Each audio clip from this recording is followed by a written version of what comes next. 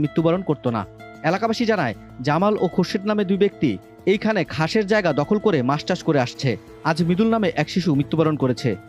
অন্যদিন আরও কেউ মৃত্যুবরণ করবে না, এটার কোনো নিশ্চয়তা আছে কি? উত্তরখান থানার তদন্ত অফিসার উদয় এবং এএসআই সজল ঘটনাস্থল পরিদর্শন করেছেন। পুকুরে আশেপাশে কোনো বেড়া তো নেই, কোনো সাইনবোর্ডও নেই যার দ্বারা বোঝানো যায় যে এই পুকুরে গোসল করা আপনার জন্য বিপজ্জনক। এই বিষয়ে মালিকের কোনো বক্তব্য পাওয়া যায়নি।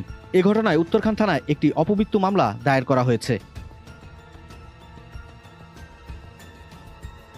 কি নাম আপনার?